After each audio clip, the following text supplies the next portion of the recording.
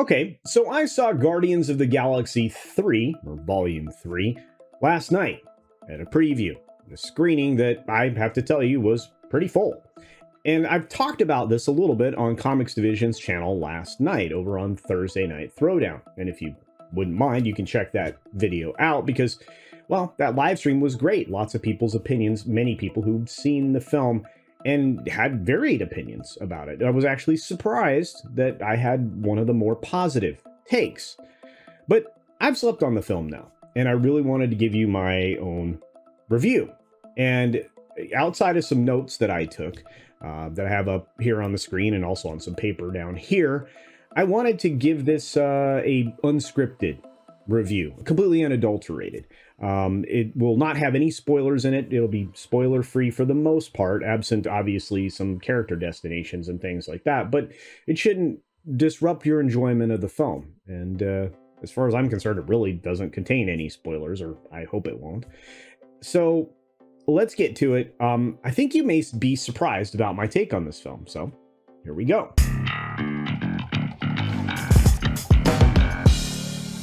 All right, so let me start here by paraphrasing my friend, Toxic Man Flu, from last night. This film put on display a stunning level of competency. Let me say that again.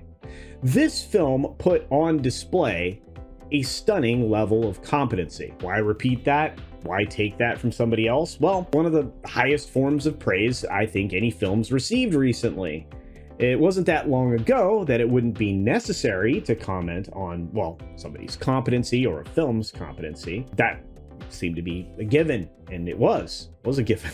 And yet here we are praising something that was just part of basically doing your job just a few short years ago, in the before times. As you know, I always try to find something positive in a film when I do reviews, and it makes a lot of sense because the movie-going experience has a lot of positives, a lot of good things going for it, in addition to being there with a whole lot of other people. And recently, I've resorted to saying things like, it was in focus, or the climate control in the theater was wonderful, or the projector worked, and so on and so on. I mean, I've even commented on the sound being properly mixed.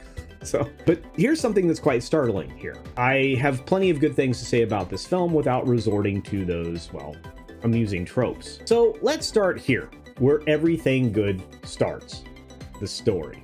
And that's the way it should be. Overall, the story was good, bordering on great, to be fair. It had a complete beginning to end flow. There wasn't a lot of things that, well, felt superfluous, although there is one. Lots of show, some tell, and some of those things had to be done in exposition so that some of the audience would be caught up on things that would have happened in the background that they may not have been exposed to.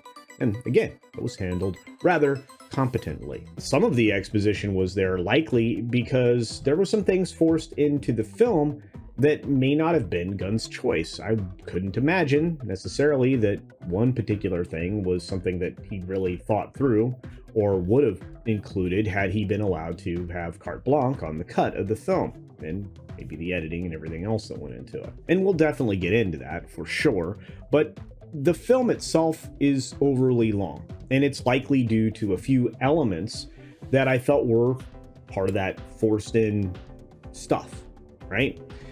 I could be wrong there, but it felt like it was 30 minutes too much. It was okay within the film. I mean, it didn't make the film unenjoyable, but there was too much movie, and there was a lot of things that didn't need to be there. One thing in particular, we'll get to that. Again, the film is overly long due to that, and that's an opinion. Sorry. There were some repetitive themes in the film as well, and those things usually bother me, and that might wear some viewers out, especially if they're like me. There's a part of the story that just repeats itself in a way that is uncomfortable.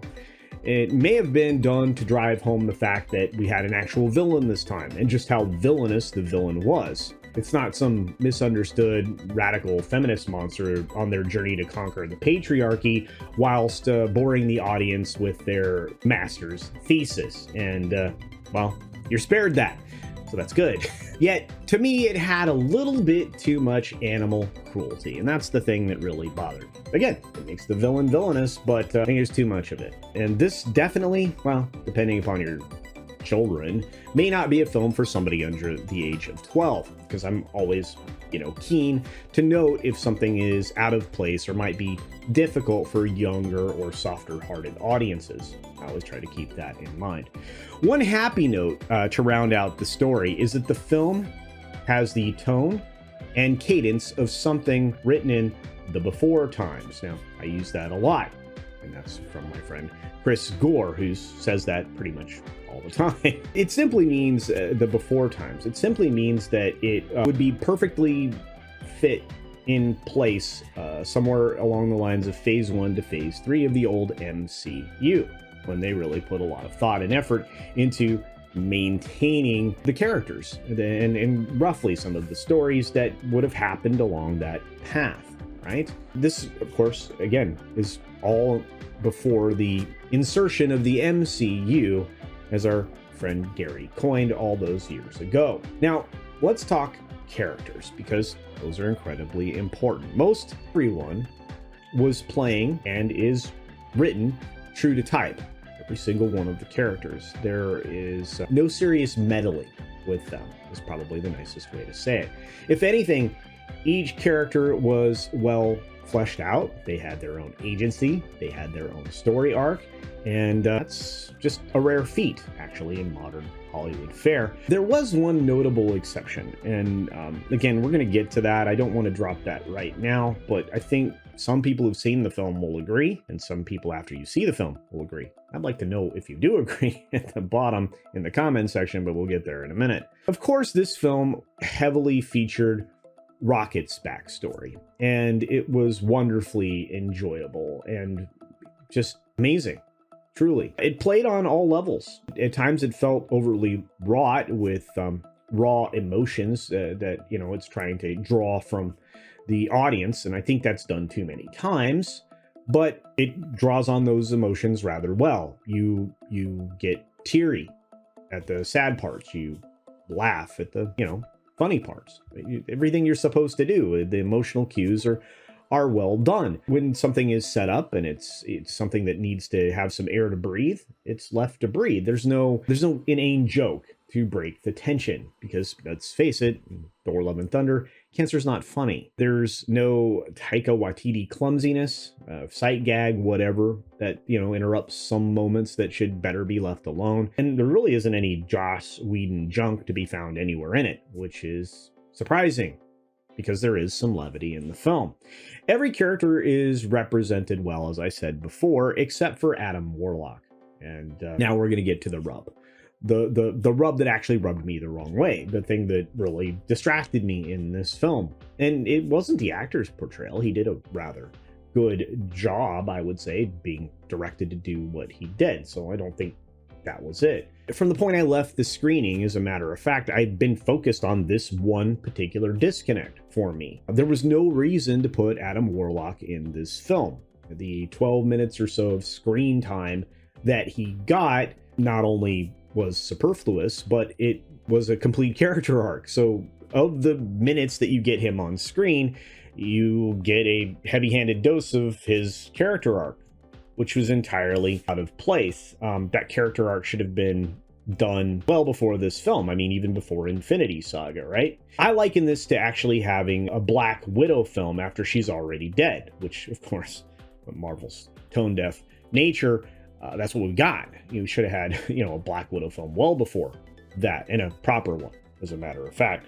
This is actually the equivalent to that, having Adam Warlock in this film, at least to me. He's the one main character, right? Main character that could have been cut out entirely. In fact, you could have left the Sovereign completely out of this film.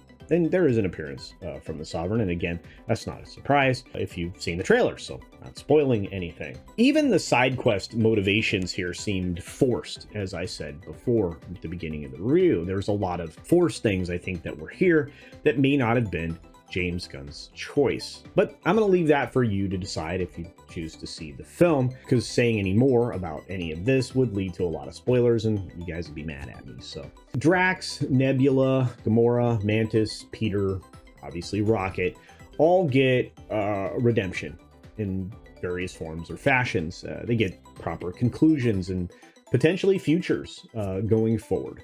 But it definitely wrapped up all of the final threads of all of their stories in a wonderful way. In that, for a lot of audience, it's going to be deeply gratifying. And that's kind of a rare thing to walk out of a Marvel film with. That's not a normal sensation nowadays for that.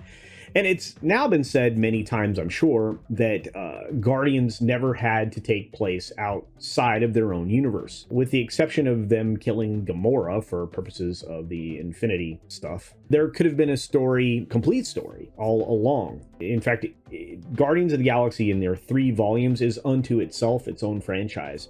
And I know that James Gunn certainly understood that, and he treated it as such. So if you just watch the 3 films and maybe the Christmas special, I think you'd feel really good about what happened, Anyway, let's talk about the visuals, because this is something I'm always highly critical of. This film, it suffered none of the transgressions that we've come to expect from modern MCU films. None of them. Yeah, and thank you, Gary, for coining that term. But the CGI was clean. It wasn't muddied up.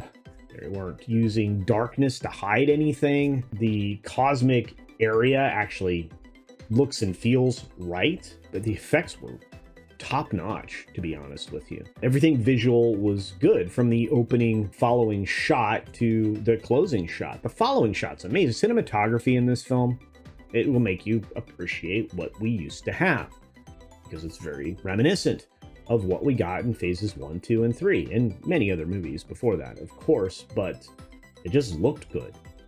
The mid-credit scene, the post-credit scene, both were pretty good, right? I mean, you could argue, about where things were going, but those scenes, they're pretty good. I really don't have any complaints, and that's saying something. I mean, I can pretty much find visual issues with most of the films I've seen in the last 3 years. Wow.